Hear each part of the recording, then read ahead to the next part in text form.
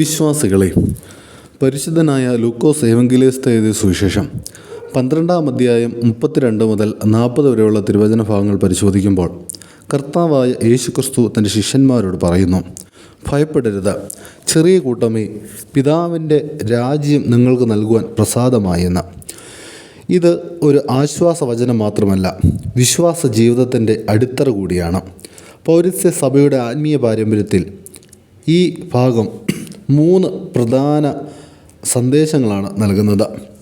ഭയമില്ലാത്ത വിശ്വാസം, സ്വർഗരാജ്യത്തെ ലക്ഷ്യമാക്കിയ ജീവിതം, ജാഗ്രതയോടുള്ള കാത്തിരിപ്പ്. 4 ചിന്തകൾ നിങ്ങളുമായിട്ട് പങ്കുവെക്കുവാനായിട്ട് ആഗ്രഹിക്കുന്നു. 1.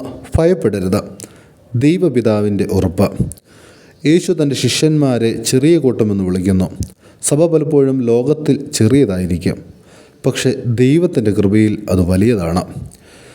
പരിശുദ്ധനായ സിറിൽ ഓഫ് അലക്സാണ്ട്രിയ ഇപ്രകാരം പറയുന്നുണ്ട്: ചെറിയ കൂട്ടമെന്ന് വിളിക്കപ്പെടുന്നവർ സംഖ്യയിൽ കുറവായിരിക്കാം, എന്നാൽ ദൈവസന്നിധിയിൽ അവർ അമൂല്യരായിരിക്കും. നമ്മുടെ ജീവിതത്തിൽ ഭയം പല രൂപത്തിലും കടന്നു വരുന്നു. സാമ്പത്തിക അനിശ്ചിതത്വം, ആരോഗ്യ പ്രശ്നങ്ങൾ, ഭാവിയെക്കുറിച്ചുള്ള ആശങ്ക.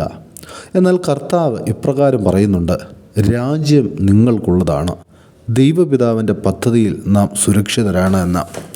2-ാമത്തെ ചിന്ത എന്നുള്ളത് സ്വർഗത്തിൽ നിക്ഷേപം എന്നുള്ളതാണ്. യേശു വീണ്ടും തൻ്റെ ശിഷ്യന്മാരെ ഉപദേശിക്കുന്നു: നിങ്ങളുടെ സമ്പത്ത് എവിടെയാണോ നിങ്ങളുടെ ഹൃദയവും അവിടെയായിരിക്കും. പൗരസ്ത്യ ആത്മീയതയിൽ ഭൂമിയിലെ സമ്പത്ത് താൽക്കാലികമാണ്, ദൈവരാജ്യത്തിലെ നിക്ഷേപം അത് എന്നും നിത്യമാണ്. വലിയ മാർ ബസേലിയോസ് ഇപ്രകാരം പറയുന്നുണ്ട്: നിനക്ക് ലഭിച്ച സമ്പത്ത് നിൻ്റെ സ്വന്തമല്ല, അത് ദൈവത്തിൻ്റെ ദാനമാണ്. അത് ദരിദ്രർക്കായി പങ്കുവച്ചാൽ മാത്രമേ നീ യഥാർത്ഥ നിക്ഷേപം സ്വർഗത്തിൽ ഉണ്ടാക്കൂ എന്ന്. ദാനധർമ്മം, സേവനം, കരുണ ഇവയാണ് സ്വർഗത്തിലെ നിക്ഷേപങ്ങൾ. 3. അരകെട്ടി വിളക്ക് തെളിയിച്ച് ജാഗ്രതയോടെ ഇരിപ്പീൻ. അരകെട്ടി വിളക്ക് തെളിയിച്ച് ഇരിക്കുവീൻ എന്ന് കർത്താവ് പറയുന്നുണ്ട്. ഇത് ആത്മീക ജാഗ്രതയുടെ ഒരു പ്രതീകമാണ്. കർത്താവ് എപ്പോൾ വരുമെന്ന് നമുക്ക് അറിയില്ല.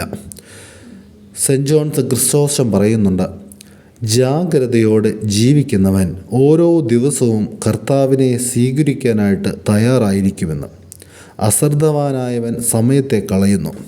പൗരസ്ത്യ ജീവിതത്തിൽ ജാഗ്രതയുടെ മാർഗങ്ങൾ എന്ന് പറഞ്ഞാൽ പ്രാർത്ഥനയുടെ സ്ഥിരത, ഉപവാസം, ആത്മപരിശോധന, വിശുദ്ധ കുംഭസാരം എന്നിവയാണ്.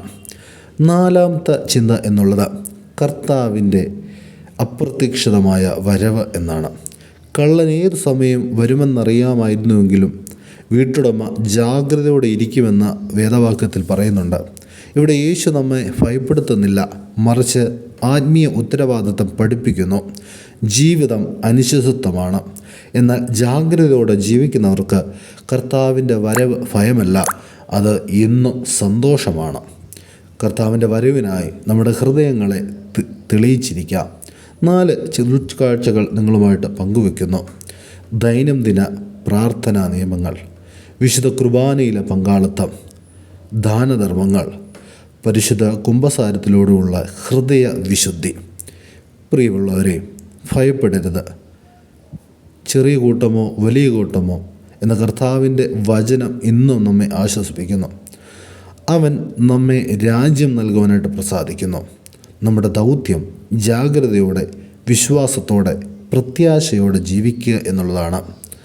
കർത്താവിനെ ഭയം നീക്കി ജാഗ്രതയുള്ള ഹൃദയം തരയണമേ, നിൻ്റെ വരവിനായി ഞാൻ ഒരുങ്ങിയിരിക്കുന്നുവെന്ന് അനുദിനം പ്രാർത്ഥിക്കുവാൻ നമുക്ക് സാധ്യമായി തീരട്ടെ.